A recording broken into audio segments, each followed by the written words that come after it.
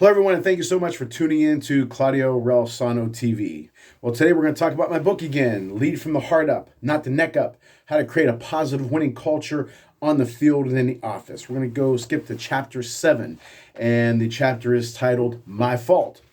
It was years ago, I want to say 2008, maybe, something like that, but it was a big game for us. If we win this game, we're going to have the most wins ever at CMU baseball. And that was something that was very important to me with this particular team. It was a great group of guys. And this is the team that started to turn the corner for CMU baseball. So they deserved that record, that number. And it was also on my birthday, October 14th. So here I am wanting to win this game for them. And I heard the guys on the bench say, hey, it's Coach's birthday. We got to win it for him. Not one of them mentioned that if we win this game, it's going to be most wins ever at CMU. So anyway, we're losing the game 8-0. So apparently they didn't like me that much, right? But anyway, we were losing 8-0, and I heard the guys on the bench, maybe on the 5th inning, say, "Hey, we got to turn this up." A phrase that I always use, "Turn it up." It's Coach's birthday. It's Coach's birthday. Well, we made this huge comeback, 8-2, 8-4, and I say, "Hey guys, keep chipping away.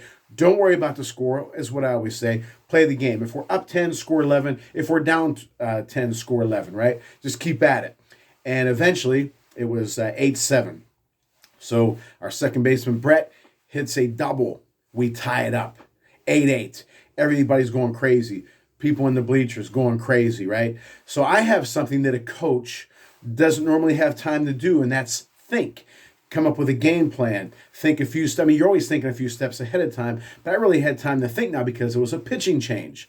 Okay, so I called Brett over. I said, Brett, now listen to me. We were the home team that day, so it were extra innings. If we win this game, if we score, we win the game. I said, Brett, if the ball's hit, you're the game-winning run. But if the ball's hit to left field, I'm going to send you because he doesn't have an arm.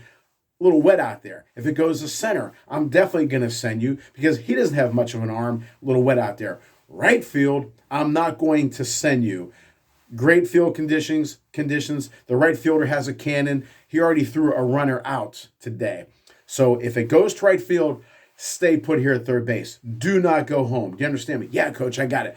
Because we have our number 1 hitter up, our number 2 hitter up, number 3 hitter up with 2 outs. We still have the meat of our order up. So you don't have to risk it. You got it. Yeah, coach, I got it. Now, Brett, listen to me. I do not want you to score. I don't want you to run home if it's hit to right field. You got it. Yeah, coach, I got it. All right. Left field, yes. Center field, yes. Right field, no. All right, I got it. All right. So what's our leadoff hitter do? Hits the ball to right field, right? What do? I send him. I just told Brett not to go, right? I send him because the emotion of the game, not my birthday, but, people screaming, you hear not that there was a zillion people there, but you still hear it, right? And just the emotion, how I am. I wanted this team to win. Extra innings, we're going to win the game, right? He got thrown out by so many feet that the catcher had to go get him. It was a terrible call on my end. Terrible. Brett wasn't that fast to begin with, and it was a good, hard hit. And again, right fielder had a cannon. He was playing up. I sent him. He's thrown out by a mile. Okay.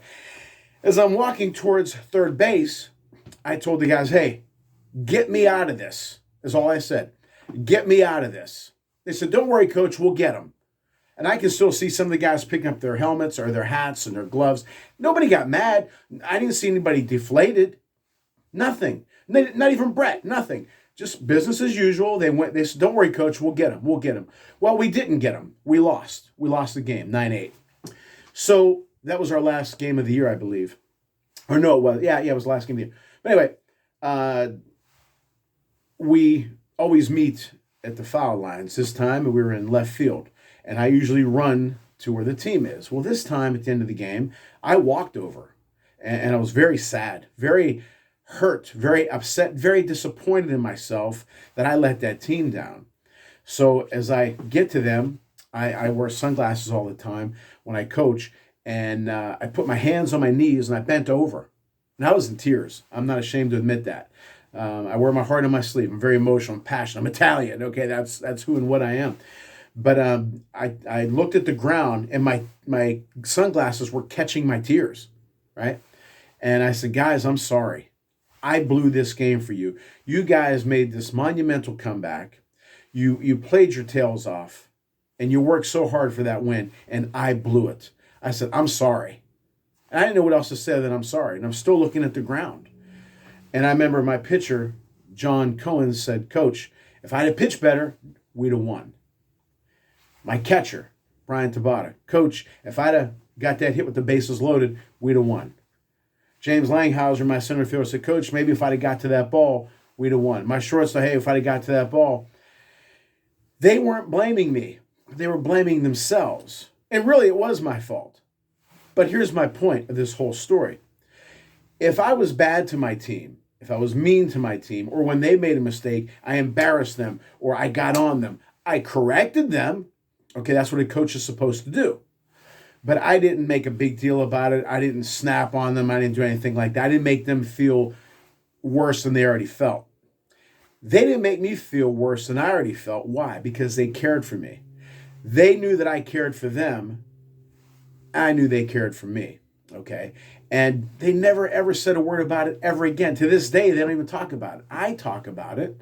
Okay?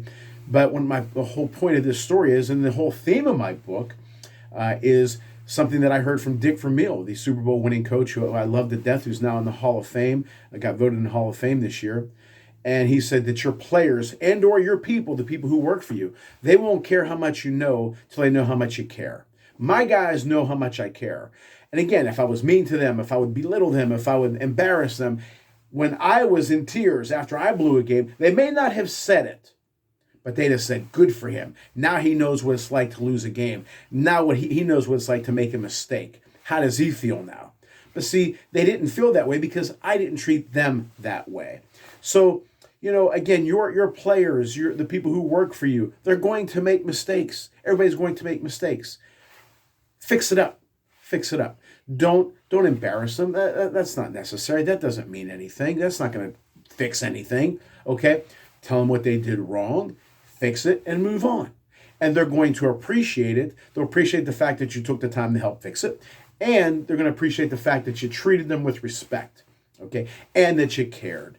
So again, this book, A Lead from the Heart Up, Not the Neck Up, How to Create a Positive Winning Culture on the Field and the Office, is not just for sports.